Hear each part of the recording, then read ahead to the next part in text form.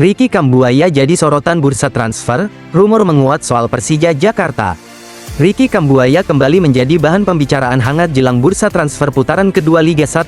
Gelandang Dewa United itu disebut sebagai salah satu komoditi panas musim ini, setelah penampilannya yang konsisten dan perannya yang penting di lini tengah. Rumor mulai menguat ketika beberapa sumber internal menyebut ada klub besar yang menaruh minat serius. Dari deretan klub peminat tersebut, nama Persija Jakarta menjadi yang paling sering disebut. Isu ini mencuat setelah unggahan media dan pengamat sepak bola lokal menyoroti kemungkinan sang gelandang hijrah ke ibu kota. Spekulasi ke Persija makin ramai setelah performa Ricky musim ini dianggap cocok dengan kebutuhan lini tengah macan Kemayoran. Persija tengah mencari sosok gelandang pekerja keras, dinamis, dan berpengalaman untuk meningkatkan kualitas permainan di putaran kedua. Jika melihat data performanya, Ricky tampil cukup solid. Ia bermain 11 kali di Super League dengan kontribusi 3 assist dan total 953 menit bermain. Pada ajang AFC Challenge League, ia menambah 3 pertandingan dengan 265 menit bermain. Total 14 laga dan 3 assist menunjukkan bahwa ia tetap konsisten sebagai penggerak serangan.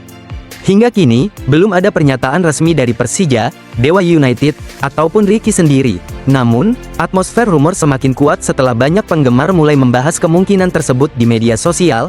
Beberapa menyebut langkah ini bisa menjadi transfer yang menguntungkan kedua pihak, mengingat Persija membutuhkan tambahan tenaga dan Ricky membutuhkan tantangan baru.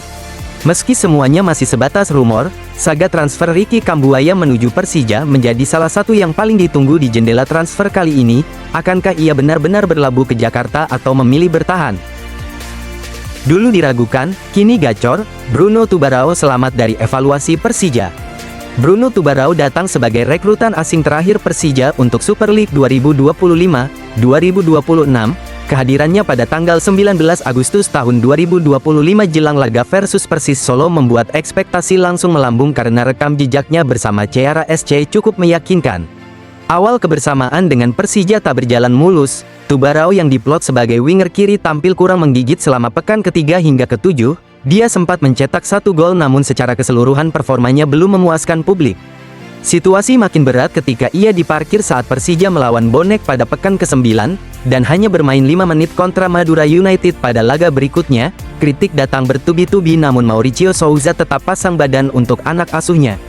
Saya puas dengan apa yang sudah mereka berikan, tapi saya memahami bahwa beberapa atlet membutuhkan waktu lebih lama untuk beradaptasi. Mereka tahu betul, mereka adalah pemain yang bertanggung jawab, mereka harus tampil baik, tapi mereka adalah pemain yang saya kenal, yang memiliki banyak kualitas, yang bermain untuk tim, ujar Souza pada September lalu. Souza kemudian mengambil langkah berbeda. Tubarão dimainkan sebagai bek kanan ketika melawan PSBS Biak. Perubahan itu jadi titik balik karena permainannya langsung terlihat lebih hidup dan efektif dalam membangun serangan Persija. Sejak itu Tubarão konsisten dimainkan 90 menit dalam 3 laga berikutnya, menggusur Ilham Rio Fahmi dari pos bek kanan. 2 assist ia sumbangkan masing-masing saat menghadapi Arema FC dan Persik Kediri yang ikut mengukuhkan kebangkitannya.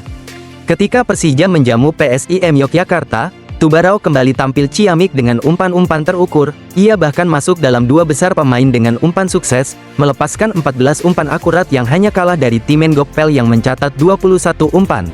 Catatan itu menegaskan kualitas Tubarão. Akurasi umpannya jadi opsi serangan baru Persija musim ini. Jika konsistensinya terus terjaga maka bukan tidak mungkin ia akan selamat dari evaluasi tengah musim yang sudah disiapkan manajemen. Evaluasi itu dilakukan demi misi juara Super League 2025-2026 yang digagas manajemen bersama tim pelatih. Prosesnya bakal berjalan ketat dan mengacu pada rekomendasi staf kepelatihan Persija. Kami sudah ada pembicaraan dengan pelatih juga punya penilaian sendiri. Jadi, semua evaluasi ini nantinya akan tergantung pelatih. Dengan izin manajemen Persija yang akan diberikan secara final sebelum bursa transfer, dalam waktu dekat atau pekan depan kami akan beritahukan siapa-siapa yang diperpanjang dan tidak, ujar Prapanca.